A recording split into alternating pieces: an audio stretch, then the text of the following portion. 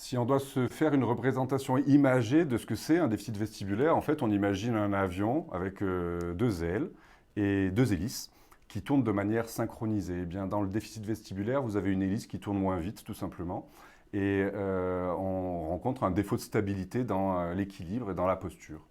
La principale cause du déficit vestibulaire, c'est la névrite, hein, c'est-à-dire l'inflammation destructrice virale de l'oreille interne, mais il existe tout un autre tas de causes qu'on va être amené à rechercher dans le cadre de ce type de déficit.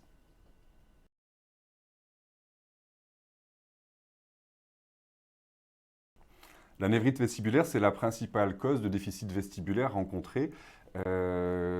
C'est une destruction virale, partielle ou totale, de l'oreille interne, occasionnant un déséquilibre permanent entre les deux oreilles, qui renseigne ainsi le cerveau de manière très asymétrique sur les informations de l'équilibre, et vont ainsi générer en permanence des symptômes de déséquilibre et de vertige.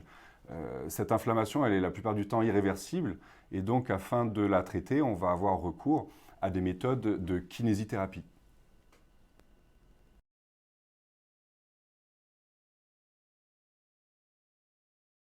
On a l'exemple très connu de l'anosmie induite par l'infection à coronavirus, où en fait le virus respiratoire va infecter le bulbe olfactif, générer une inflammation, c'est-à-dire une réponse immunitaire pour se défendre contre le virus.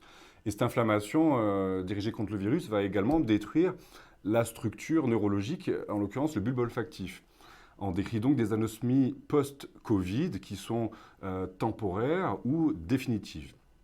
De la même manière, en fait, de nombreux virus respiratoires, pour la plupart, peuvent être responsables d'inflammations destructrices de l'oreille interne et du vestibule.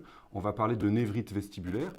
Ces névrites se définissent comme la destruction du nerf vestibulaire et vont être la plupart du temps définitives.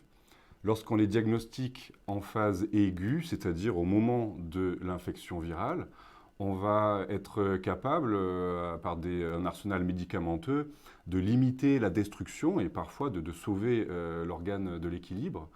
Alors que lorsqu'on diagnostique les patients tardivement, en phase chronique, des années après l'infection virale, là, le virus est parti, l'infection vestibulaire est terminée et on n'a plus qu'à composer avec la séquelle et avec les restes vestibulaires.